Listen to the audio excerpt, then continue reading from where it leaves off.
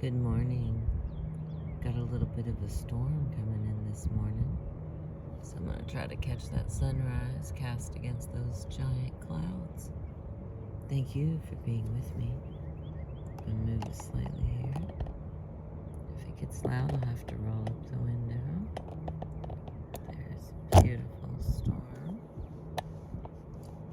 We're way the heck over here. It even has some lightning in it. Get us a shot of this here. Where'd you go? There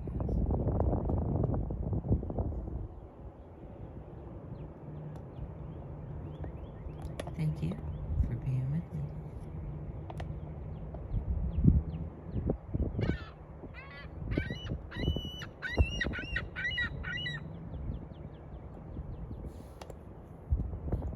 That was our morning seagull. We had a little something to go to our party this morning. I'm afraid that's going to be too much wind,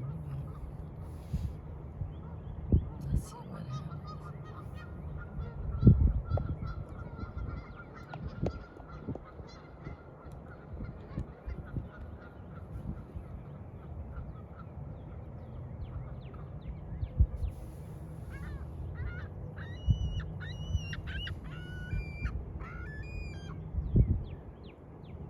Good morning.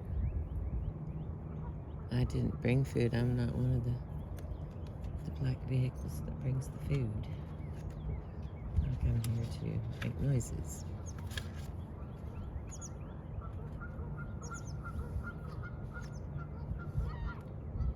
It has got a real outdoor vibe this morning.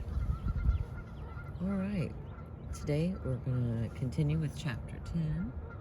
There's a little picture of our book so you know what's happening and what we're doing here. Warrior Queens by Antonia Fraser.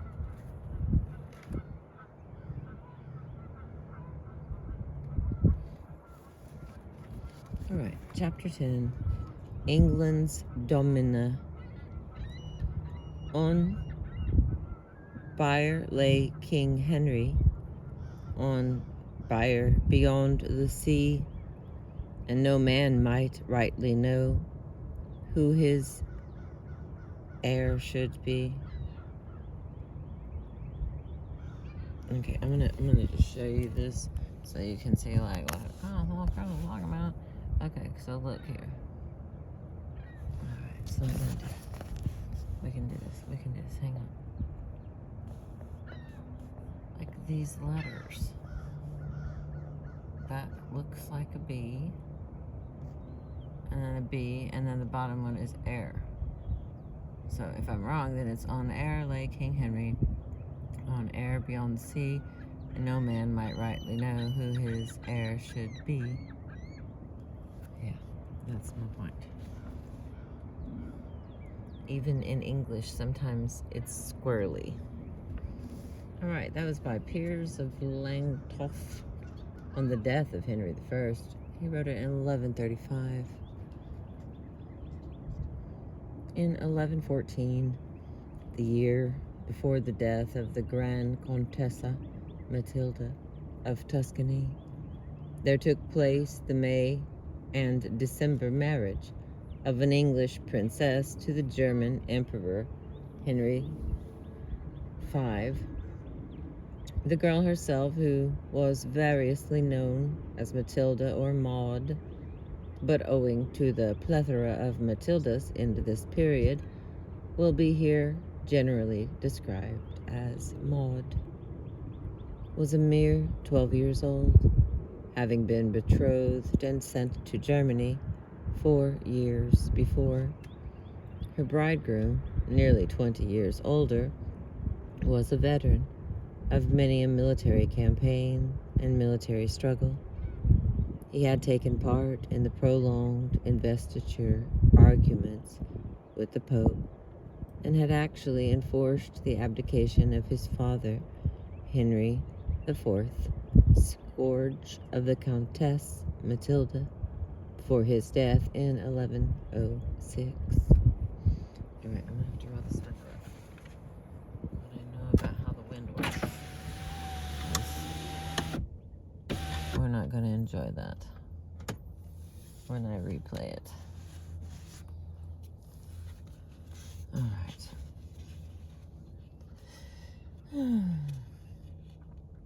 At the time, it hardly seemed likely that the young Empress Maud, or Matilda Augusta, daughter of King Henry I of England, would be called upon to take to the field of battle, but perhaps the unlikely nature of their destiny is one of the few things that all the warrior queens outside the antique days have in common. Her married life with the Emperor Henry V was, as it turned out, comparatively brief, and a long and eventful life. He died in 1125.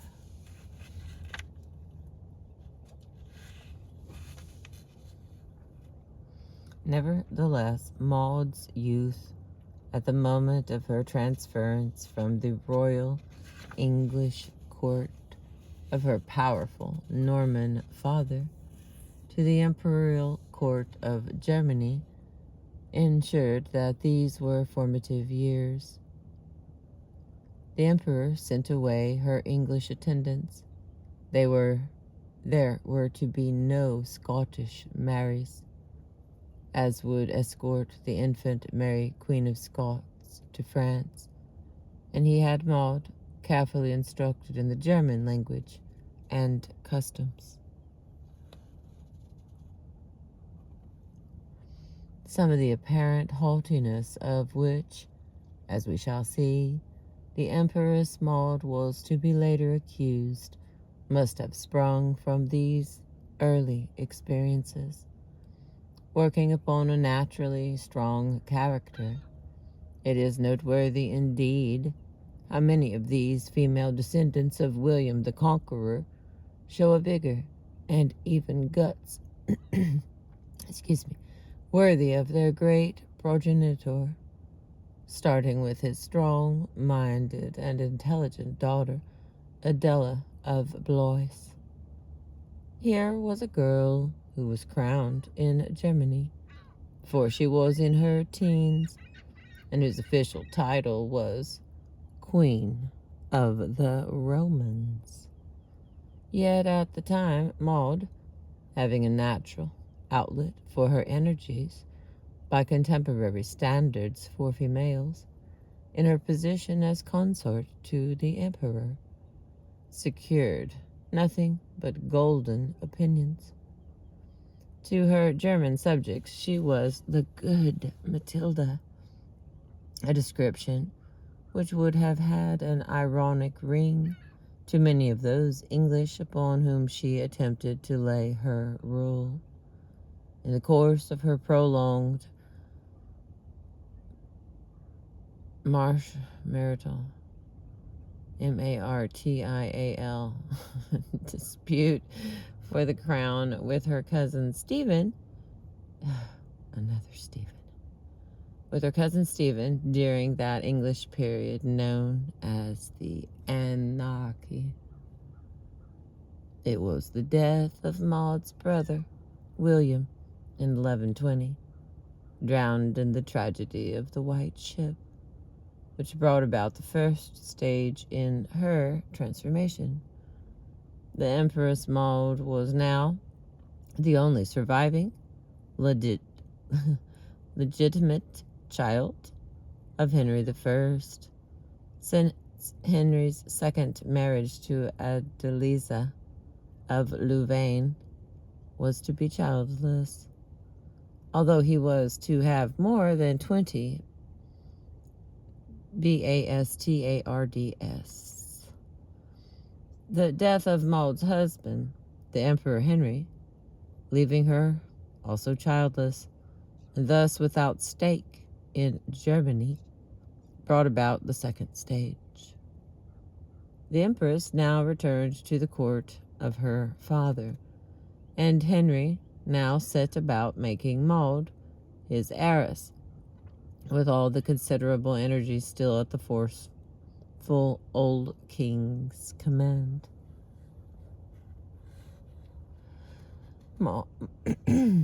Maud had been well fitted to her imperial role, not only by her dignity and her benevolence, but also by her beauty, to which all contemporary chroniclers, English and French, as well as German, bear witness. But as to her new role as heiress to the throne, no one knew what the qualities were which might fit her for that, since there had been no queen regent in England within historical memory, or at least not indisputably so.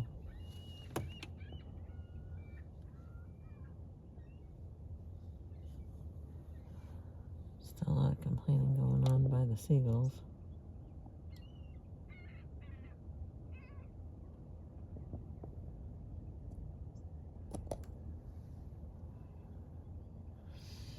Okay.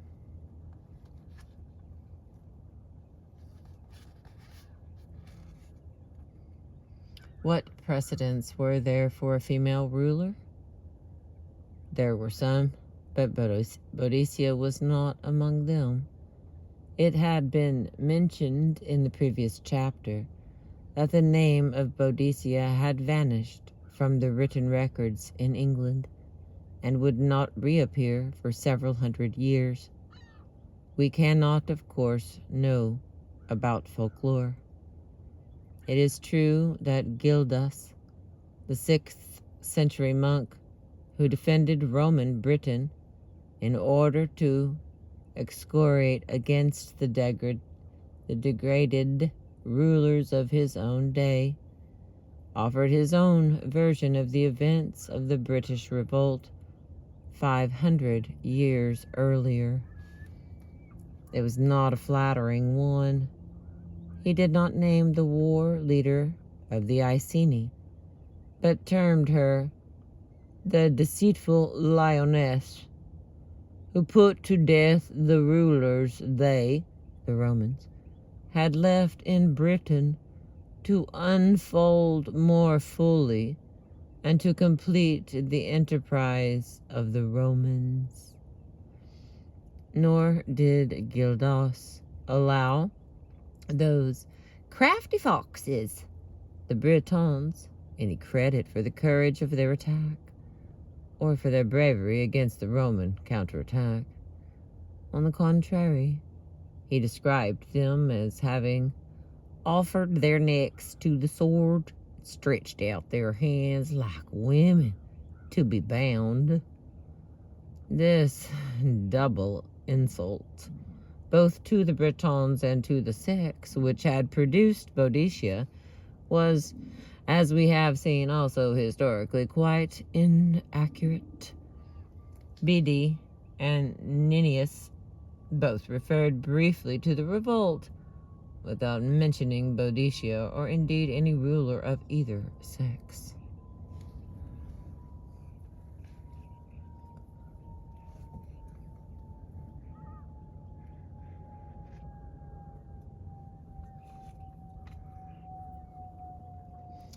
Negative evidence for the disappearance of Boadicea is indeed provided by the fact that Geoffrey of Monmouth, who discusses the claims of Maud to her father's throne at length, does not mention the British Queen, while he does produce numerous historical instances of reigning women. For although knowledge of Boadicea might have disappeared on a literary level, history pointed to the fact that the instinct for bellicosity in the female sex had not. Where there was a need, or in some might say an opportunity, for severe womanhood to exercise its powers. The phrase is that of Ruskin, gazing in excited awe at Botticelli's portrait of the biblical Judith in the 19th century, and calling her not merely the Jewish Dahlia to the Assyrian Samson,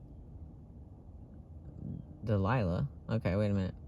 Not merely the Jewish Delilah to the Assyrian Samson, but the mightiest, purest, brightest type of high passion, into the bargain displaying the purity and the severity of a guardian angel.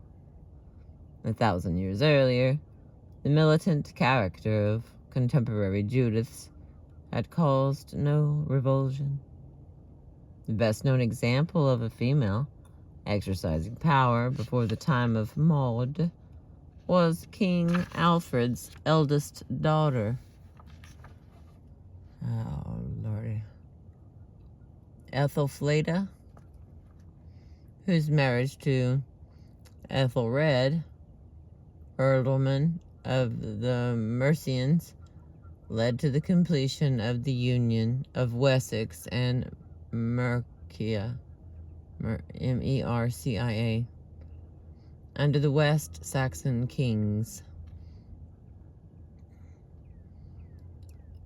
Ethelfleda, born about 870 and dying in 918, was generally known as the Lady of the Mercians,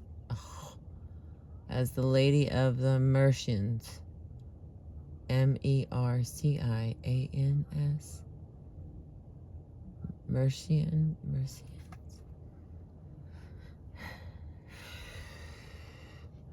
was known as the Lady of the Mercians rather than Queen, although the Annals Cumbrae referred to her as Regina at her death. Whatever her title, Ethelfleda seemed to have held joint authority with her husband during his lifetime, profiting from his illness and subsequent death to assume sole control. Her numerous campaigns against the Danes and the Norse, including leading her troops personally to victory at Derby. It is an interesting variant of the chaste syndrome, carrying the alleged policy of Zenobia one stage further. Ethelfleda was said by William of Malmesbury to have abandoned marital relations altogether after the birth of her only child, a girl. The risk of childbirth was too great, and she declared it was unbecoming the daughter of a king to give way to a delight, which after a time produced such painful consequences. It is this Lady of the Mercians who probably inspired the 10th century Old English poem, Judith.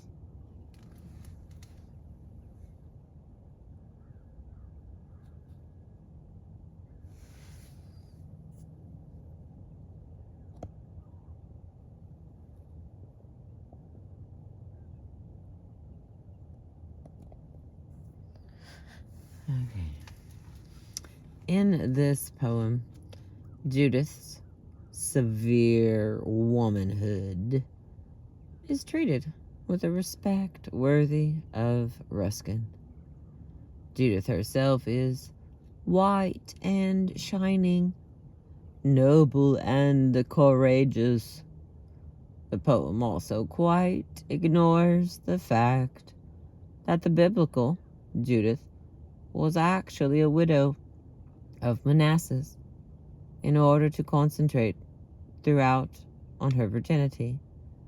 Wise Judith is the noble maid, the holy virgin, who has been led to the pavilion of Holofernes, here where Holofernes thought to stain the radiant woman with pollution and foulness.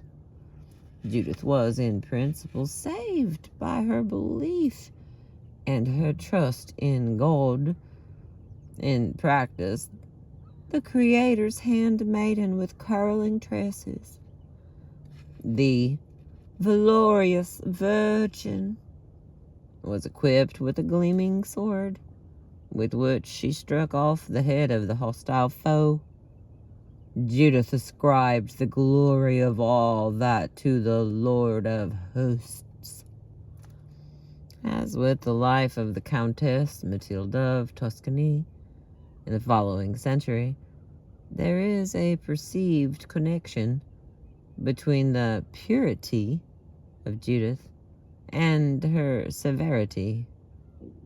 The former makes the latter admirable, but it is finally religion, Christianity in the case of Countess Matilda, or some other holy cause holy to its advocates, that of the goddess Andraste, for example, which exercises a benediction over what might otherwise be deemed unsuitable female activity. This becomes relevant in the case of the Empress Maud, who, in her claim to the English throne, was the recipient of no such healing benediction.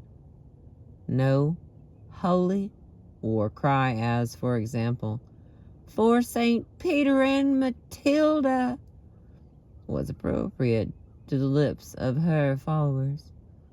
Maud's cause was that of a royal person, who happened to be a woman, asserting a superior right to the throne by force, being part of the appendage syndrome, did not save her at a time when she needed, in fact, to pose as a wholly armed figurehead.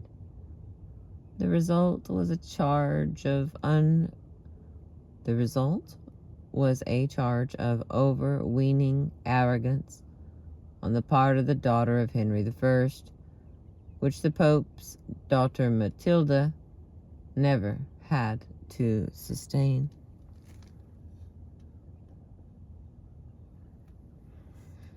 The 10 years between the death of Maud's husband and that of her father were stamped by the energy with which Henry I, now in his late 50s, prosecuted her cause as his heiress. This vigorous campaign was necessary, not only in view of the questionable status, at best, of a female ruler, but also because of the threat posed by the alternative male heir. At this point, one must bear in mind the ramifications of the Norman dynasty founded by the conqueror. Countess Matilda of Tuscany had inherited the lands of the Margrave Boniface as a girl after the deaths of her siblings, with the aid of a powerful stepfather to uphold her rights. It was also important that there were no immediate rivals in her family circle. As we have seen, the line came to an end with her own childless death. Maud's situation was very different.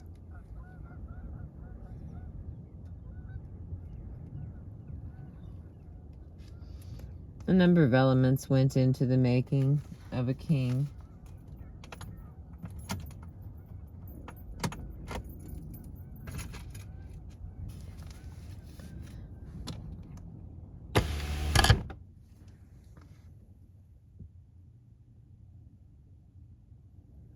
That makes it super duper quiet, doesn't it? A number of elements went into the making of a king at this period, and it could be argued that the most important of all was the king's demonstrable ability to occupy the throne. Forcible seizure of it being one good way of demonstrating this ability. Certainly, male primogeniture itself, the right of the heir male to succeed in all circumstances, did not apply. Henry I himself was the third son of William the Conqueror, and had succeeded the Conqueror's second son, William Rufus, as King of England. He then wrested the other parts of the inheritance, Normandy, from the conqueror's eldest son, Robert Curthose. Curthose? Curthose. Robert. I don't like Curthose. That sounds terrible. So we're going to go with Curthose. Those. The heir male to the conqueror's line was undoubtedly Robert Curthose's son, William Cleto. But Henry I did not acknowledge his claims any more than he had respected those of his father. If male primogeniture, strictly speaking, did not apply, blood itself was not to be ignored. Otherwise, Maud, Matilda the Empress, daughter of King Henry, as she liked to term herself, a neat exposition of the appendage syndrome, would not have entered the picture in the first place. Henry's own marriage to the daughter of Malcolm Canmore, King of Scotland, had been an acknowledgment of the power of blood. For his wife's mother, Saint Margaret, a great niece of Edward the Confessor, had been herself a member of the English Wessex royal house, the true royal family of England, in the words of the Anglo-Saxon Chronicle. There was, however, a veil, almost literally so, around this true royal marriage, since as a girl the Scottish princess had been brought up in a convent. The 17th century biographer of St. Margaret phrased it most romantically. The saint's daughter came out of the monastery to marry Henry as a fair star, dispelling by her rays the cloud that had obscured and hid her for some time from the eyes of man. But if the Scottish princess had actually taken vows as a nun, then these vows, less romantically, would have rendered her subsequent marriage vows void. It does not seem that this was so. Nevertheless, it was an argument which the enemies of her daughter Maud would use against the latter's legitimacy.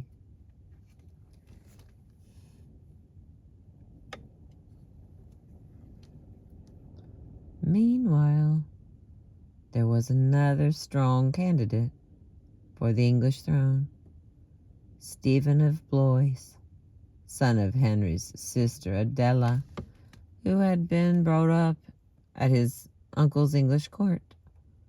But again, like his royal uncle, he was not the eldest son of the family.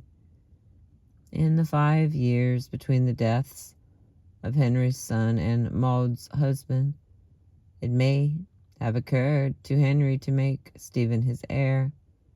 At all events, he arranged a significant marriage for him to the heiress Matilda of Bologna.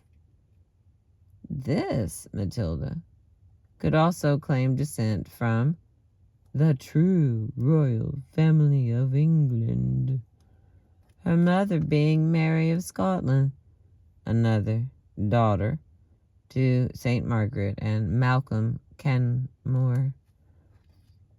Thus, Matilda of Bologna and her husband Stephen were both first cousins to the Empress Maud, but not to each other.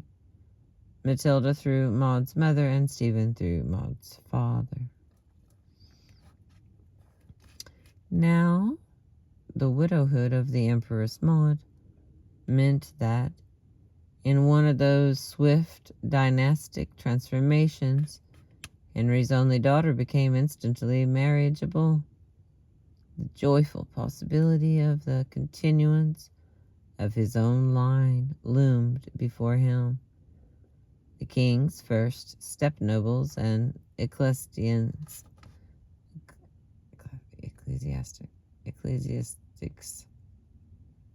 on Christmas Day, 1125, they swore to acknowledge Maud Matilda Augusta as Lady of England and Normandy. The oath emphasized the double nature of her claim, both Norman and English. To her alone, the legitimate succession belonged from her grandfather, uncle, and father, who were kings, as well as from her maternal descent for many ages back. The question of Maud's next match was clearly crucial. In his turn, according to William of Malmesbury, the king promised not to give her away outside England, except by the counsel of the magnates. In the event neither promise was kept, King Henry being the first to break his word, a second oath of fealty was sworn at Northampton in 1127. But then, to her own great reluctance, and to the disgust of the young gentleman concerned, Maud was dispatched to Anjou to wed the Count's teenage son, Geoffrey.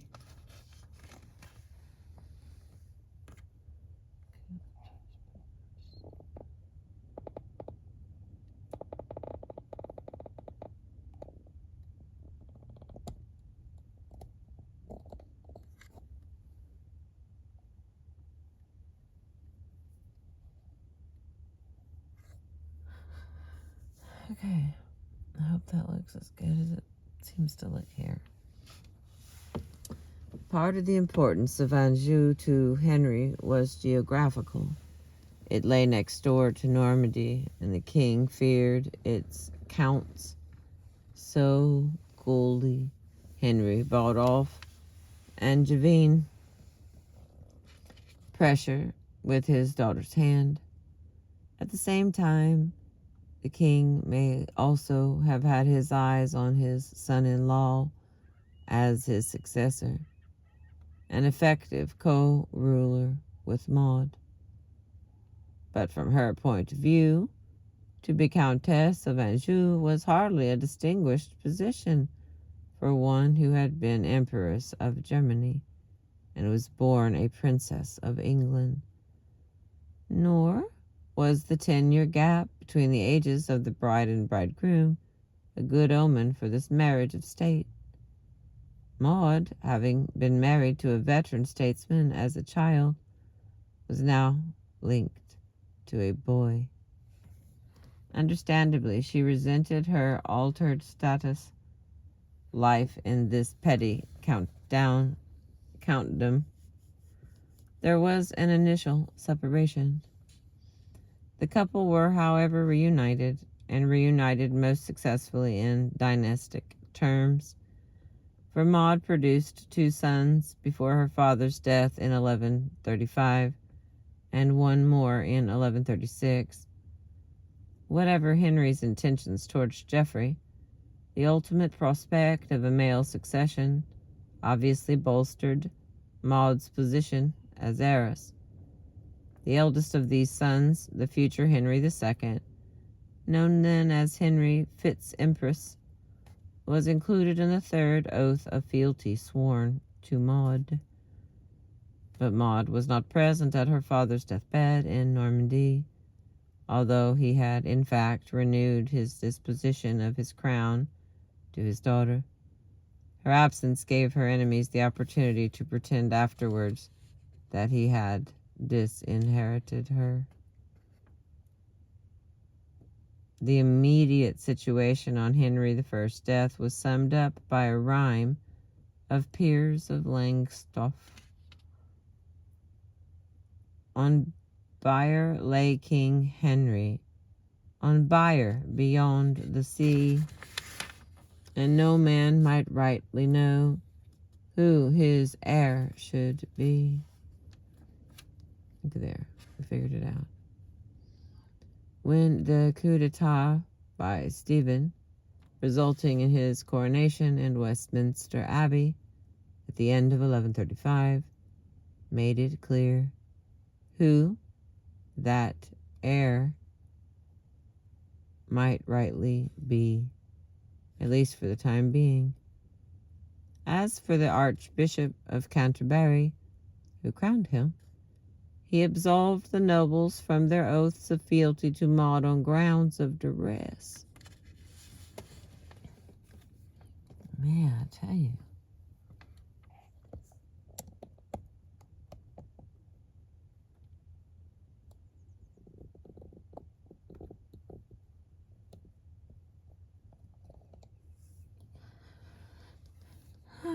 These people, I tell you. In the contest for the succession, which followed, personalities as well as rights became of importance, particularly in view of the nebulous aura surrounding those of the female. The husband was very likely to exercise those rights, as Stephen ruled Bologna in right of his heiress wife, Matilda. Henry I had not allowed Geoffrey of Anjou and Maud to build up what had been described as some kind of power base in either England or Normandy, despite his wish for his daughter's succession.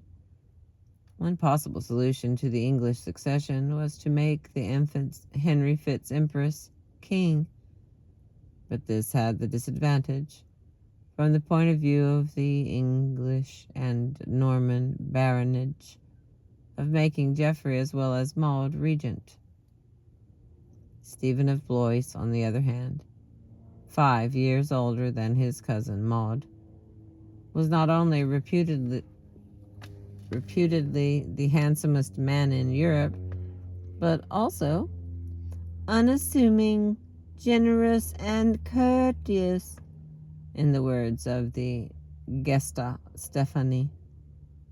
A thing acknowledged to be very uncommon among the rich of the present day.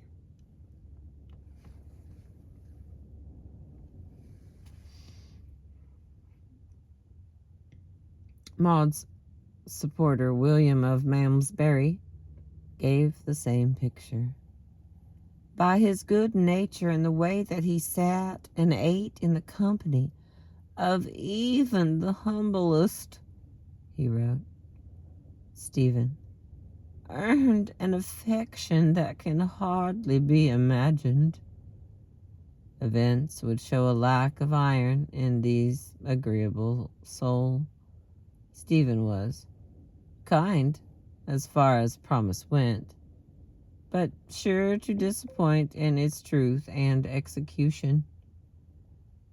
At the date of his coup d'etat, however, Stephen could well be regarded in contrast to unsuitable female Maud as the ideal of the male monarch. As time went on, further comparison would be made between Stephen's wife, Queen Matilda, and her first cousin, the Empress Maud. Queen Matilda was another of those public women, intelligent and capable, with whom this early medieval period abounds. Queen Matilda, like her cousin Maud, was also beautiful. In Norman England, female capability was not infrequently tested when ladies had to hold castles against siege in their husband's absence, as the Countess of Norfolk had held Norwich in 1075. During the long battling years of the anarchy, other women would come forward and perform a similar service, as the situation demanded it. Matilda of Ramsbury, for example, mistress of Bishop Roger of Salisbury and mother of his children, commanded the bishop's castle of Devizes.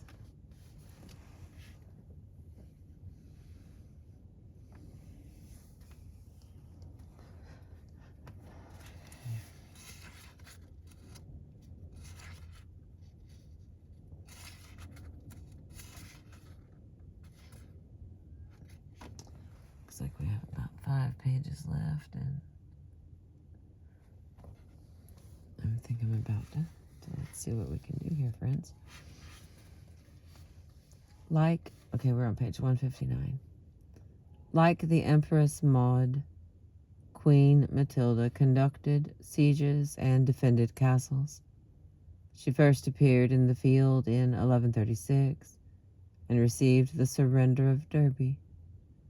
But there was one obvious difference between their respective images, which the two women presented to the world. Queen Matilda was acting on behalf of her husband and her young son Eustace, Stephen's heir. The Empress Maud, Matilda, daughter of Henry, was basing her right on her father, but claiming it for herself. Just as Countess Matilda of Tuscany had a perfectly valid excuse to ride to battle, so did Queen Matilda of England. She could conduct herself as a warrior queen, unlike the Empress, without losing her notional femininity or being exposed to accusations of arrogance.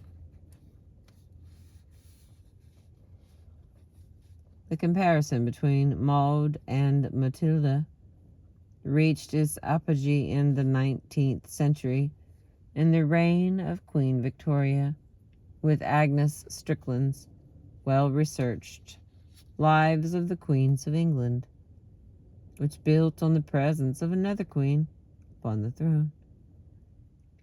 The author dedicated this massive work by permission to Queen Victoria, quoting those words of Tacitus concerning Boadicea's leadership. They do not discriminate against women in matters of military command. And adding a phrase from Boadicea's own speech, we are British. We British are used to women commanders in war. Agnes Strickland hereby explained that Queen Victoria ruled not only by rightful inheritance and the consent of the people, but also in full accordance with the ancient British custom. But a few chapters further on, Agnes Strickland is praising the good Queen Matilda, whose feminine virtues, endearing quality, and conjugal devotion created the most powerful interest in her favor, compared to reports of the pride and hardness of heart of her stern relative and namesake, Maud.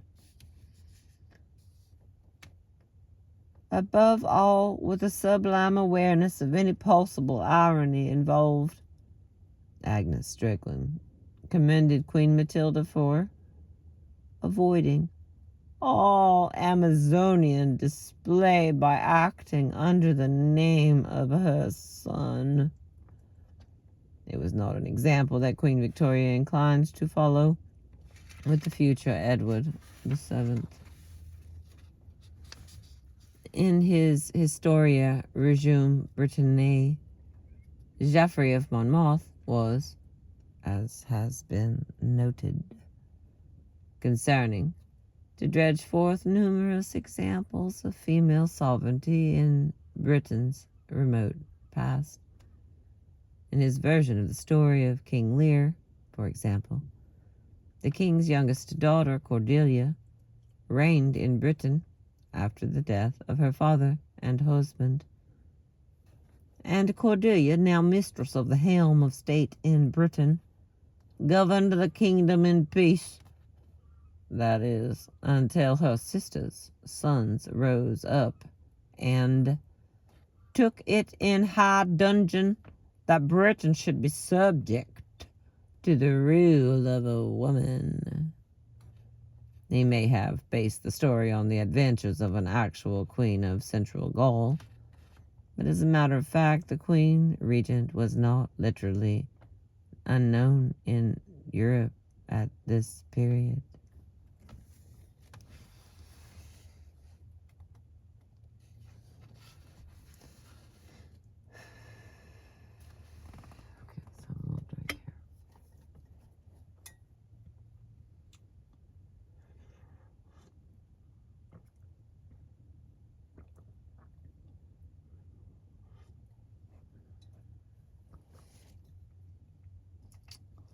I'm thankful for my coffee. I'm thankful for the sunrise, the moon, the birds, and I'm super thankful for wheels. All right, we continue on page 160 here.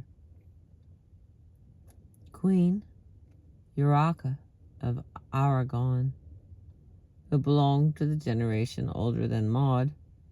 She was born about 1080 and died in 1126. Managed to maintain her sway successfully over an enormous tract of territory in Spain, as did her half-sister Teresa, later in Portugal. Urraca was a 27-year-old widow with 2 infant sons when the death of her father resulted in her succession to his kingdom of Leon Castile.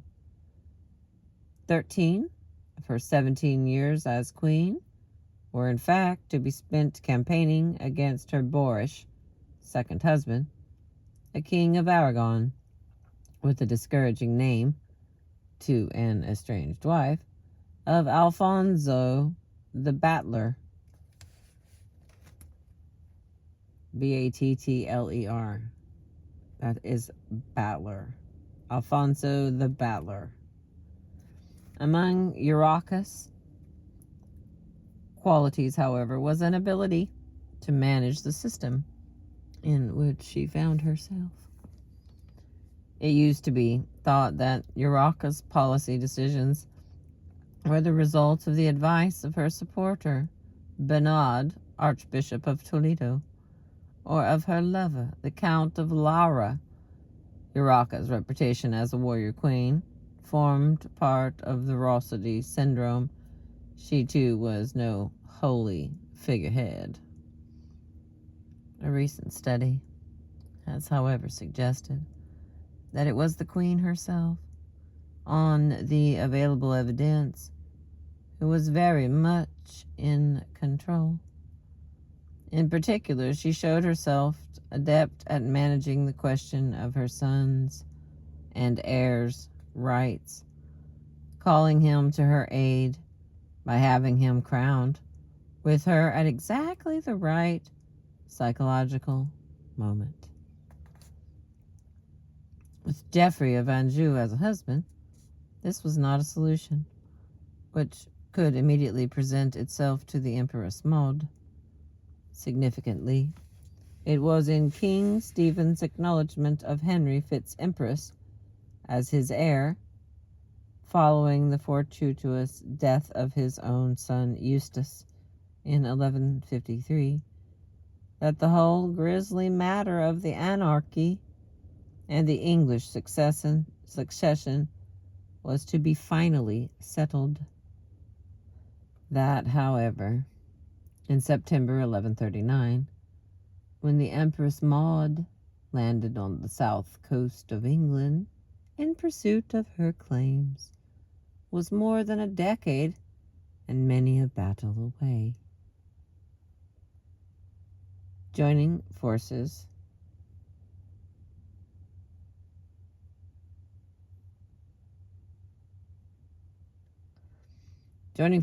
with her stepmother, Henry I's widowed Queen Adeliza, Maud's first held Arundel Castle against Stephen's besieging forces. Hallelujah. Hallelujah. Okay. At this point, in one of those odd twists in the lives of warrior queens, as when Zenobia managed to avoid execution on grounds of feminine irresponsibility, Maud's sex told in her favor. For Stephen, reluctant to be seen besieging 2 high-born and presumably gentle ladies, allowed Maud to depart in order to join her loyal ally and half-brother, one of her father's numerous Bastards, Robert of Gloucester in the west, The Empress herself, on the other hand, displayed no such female clemency when shortly afterwards the tide turned in her favor, with the aid of the Western barons. In February of 1141, Stephen was captured. Maud, unmoved by the pleas of Queen Matilda and her sons, sent him in chains to Bristol Castle. The Empress now made a triumphant entry into Winchester, having assured its bishop, Henry of Blois, one of Stephen's brothers, that if he would join her, she would make him chief among her counselors. Otherwise, she would lead all the host of England against him at once. Bishop Henry accepted this offer that he could hardly refuse. At Winchester, Maud was duly acknowledged Lady of the English DOMINA Anglorum. The new Domina was not, at this point, additionally claiming the title of Queen, or not generally so. Domina Anglorum was her style on the charters, and of the two charters extant, in which she is termed Regina Anglorum, one is described as probably spurious. They're still here. It was not customary to employ the style of queen before coronation. It may be, however, that Maud did anticipate the style in an occasional charter out of impatience and a need to underline her authority. If so, this merely emphasized the fact that Maud's coronation was of particular consequence, both to her and to her supporters, since her rival Stephen had, of course, already been crowned more than 5 years before. He thus enjoyed the sacramental benefit of an anointed king. At midsummer 1141, Maud, Domina as well as Empress, moved on to London, took up residence at Westminster, and prepared to be crowned at its abbey in her turn. Unfortunately for Maud's cause, Domina never was to be transformed officially into Regina. For the rest of the years of her conflict with Stephen, Maud had to endure the fact that, unlike herself, Stephen had received his crown at the hands of the Archbishop of Canterbury.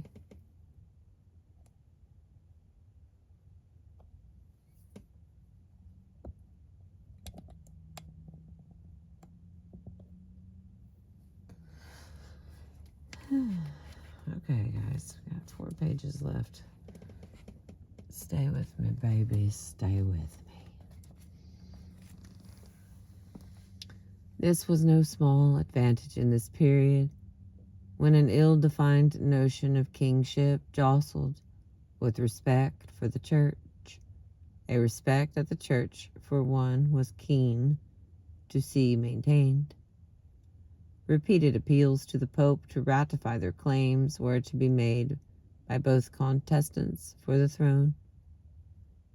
As it was, an uprising by the Londoners, incensed by Maud's new financial exactions, caused her to flee precipitately to Oxford, significantly in the context of the warrior queen. Criticisms were uttered of the very voice in which those exactions were set out. She sent for the richest men and demanded from them a huge sum of money, not with unassuming gentleness, but with a voice of authority. And at the richest men's refusal, her forehead wrinkled with a frown, every trace of a woman's gentleness removed. With hindsight, one may wonder whether the most dulcet and submissive tone would actually have persuaded the citizens to part with their wealth, and whether Maud's lack of a woman's gentleness did not merely provide an excellent additional excuse for not doing so. Nevertheless, the check to her fortunes was severe.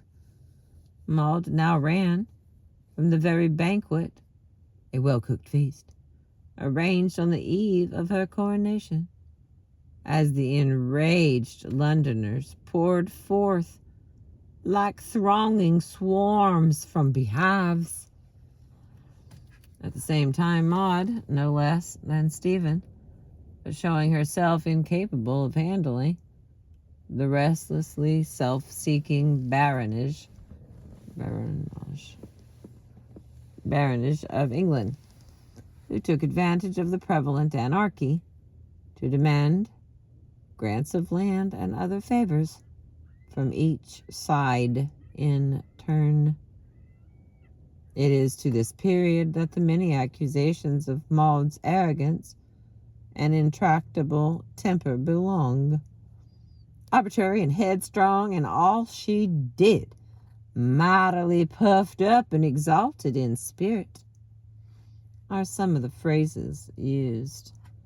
Certainly it was foolish, to say the least of it, for Maud to cancel the grants made by Stephen by confiscations on an even greater scale than his, including the lands of the church, which had hoped for better things.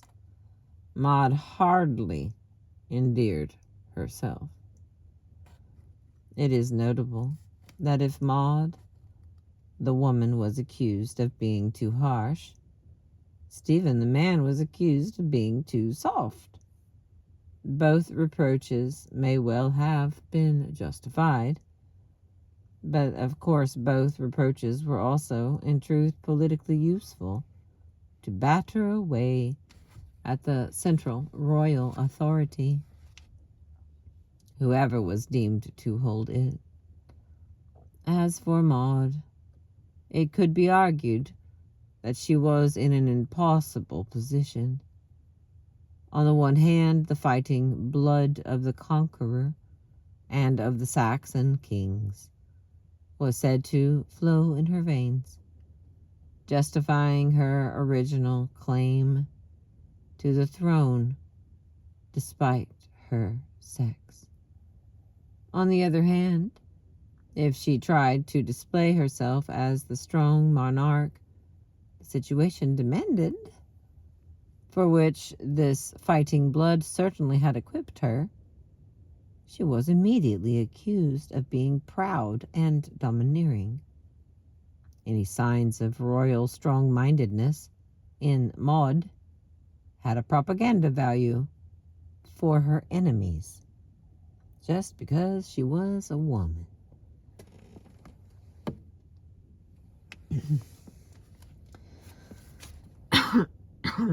Excuse me, Lord.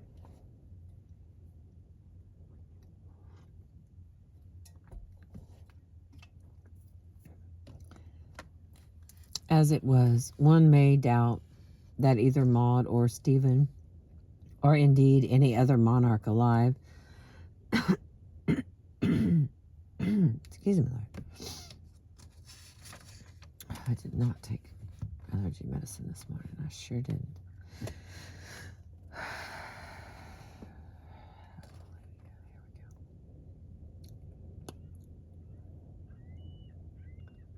As it was, one may doubt that either Maud or Stephen, or indeed any other monarch alive in this period threatened by a disputed succession, possessed the requisite qualities to bring peace to a land now so beset by horrifying violence of all sorts. In the words of the Anglo-Saxon Chronicle, it was said openly that Christ and his saints were asleep. Therefore the cause of the imprisoned Stephen began to wax again in the hands of his wife, the good Queen Matilda. In September, Maud found herself blockaded within Winchester, once the scene of her triumph, by the King's Queen, as Stephen's Matilda was known in a contemporary attempt at clarity, with all her strength. Riley dog, are you okay? You okay? You alright? We're almost done, baby boy. Almost done.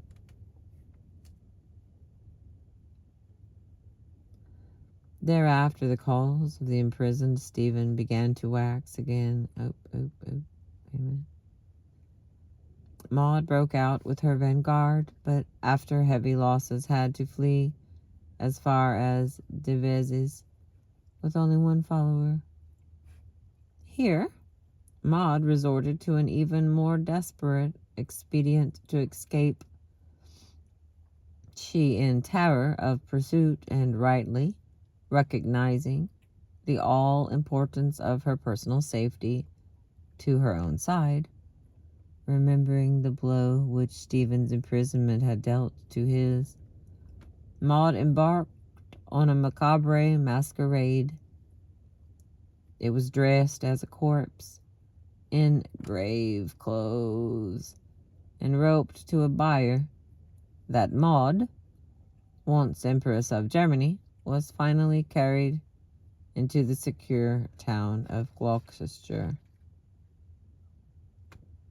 Despite Maud's daring escape, the death blow to her hopes in England had probably been dealt on this same occasion of the breakout from Winchester. This was because her ever-loyal half-brother Robert of Gloucester, while covering for her escape, fell captive to the Queen. A bargain was now possible to secure Stephen's liberty. One prominent prisoner being exchanged for the other, King Stephen was finally set free on 1st of November. Naturally, his reemergence gave a new impetus to his supporters. An appeal by Maud to Geoffrey of Anjou for help had to be made in person by Robert of Gloucester at Geoffrey's insistence.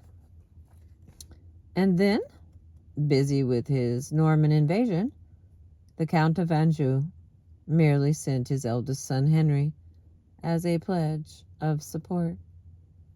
Maud herself was once more blockaded and besieged, this time by Stephen, and within her own headquarters of Oxford. As the autumn of 1142 passed, Maud and her supporters were brought to the brink of starvation. High hopes were raised of the Empress's capture. But just before Christmas, in another daring coup, Maud once more eluded her would-be captors. Thick snow blanketed the city and its environs.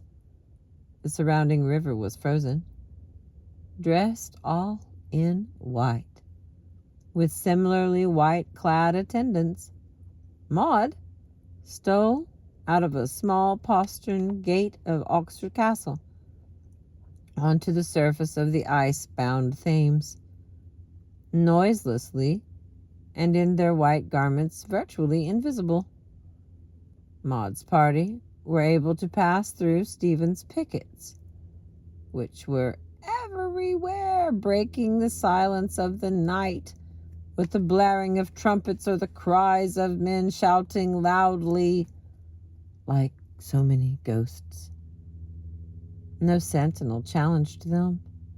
The royal party then made its way before riding onwards. Maud, in the male fashion, that is, astride. By daybreak, Maud and her attendants had reached Wallingford and safety.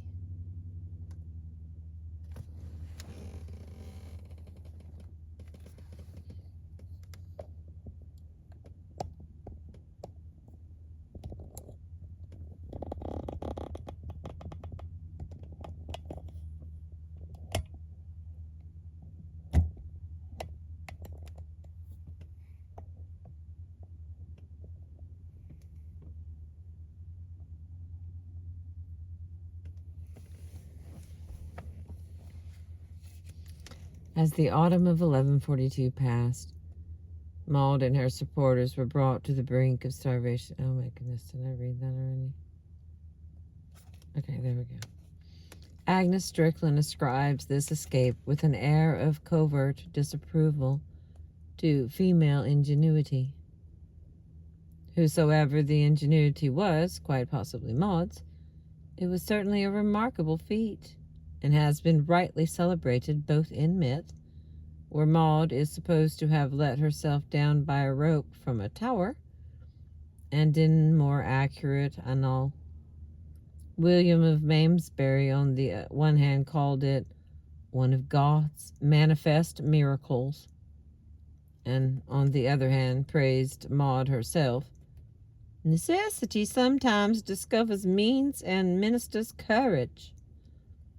Maud's reward was to be reunited with her 9-year-old son Henry and her half-brother Robert. For all that courage, Maud's cause was still lost, if Stephen's was not exactly won. Maud lingered in England for several years, mainly in the West, before returning to the safety of Normandy.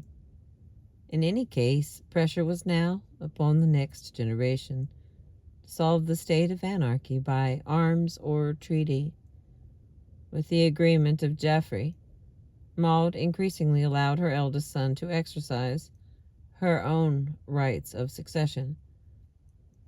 The death of Stephen, followed by the undisputed accession of this son as Henry II in 1154, left Maud free to complete her life in peace. As for the whole question of a queen regent in England, nothing had been proved either way.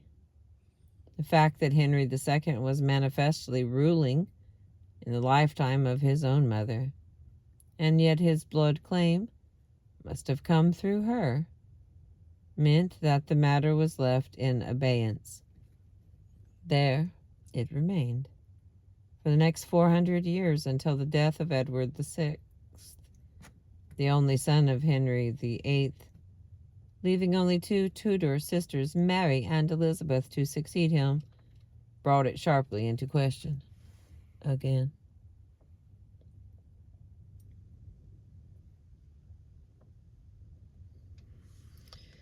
Now, Queen Dowager Maud found herself again in a role both highly respected and properly conventional, as she had been in her youth. Maud became to the Normans as she had been to the Germans 20 years before. The good Matilda. Once more she displayed all those qualities of piety and grace which had made her so beloved. Age had brought with it an appropriate wisdom as well. The Dowager Queen and Empress now occupied herself chiefly making a series of pious foundations. But she also dispensed some excellent advice along the lines of moderation and practicality, to her son on the throne of England. She persuaded Henry, for example, not to invade Ireland in 1155, and it was Maud who urged the king not to appoint Thomas A. Becket as Archbishop of Canterbury, an unparalleled piece of good advice, as it turned out. But like most really good pieces of advice, it was ignored by its recipient. Subsequently, Maud acted as mediatrix between king and archbishop, as well as endeavoring to bring about peace with the Pope after Becket's death. The golden opinions won by the Empress Maud in the first and third stages of her life are in such marked contrast to the accusations of pride, temper, and intractability which surrounded her in her middle years, that it has been suggested that these faults might have had a physical cause. The Earl of Onslow, one of Maud's male biographers, suggested in 11... Oh no, I'm back. Wiley dog. Stop. I can hear you. Oh, Lordy.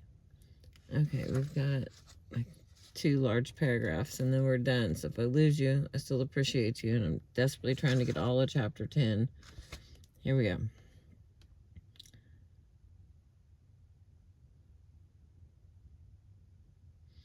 Golden opinions won by the Empress Maud in the first and third stages of her life are in such marked contrast to the accusations of pride, temper, and intractability which surrounded her in her middle years, it has been suggested that these faults might have had a physical cause. The Earl of Onslow, one of Maud's male biographers, suggested in 1939 that her change of attitude was due literally to a change of life.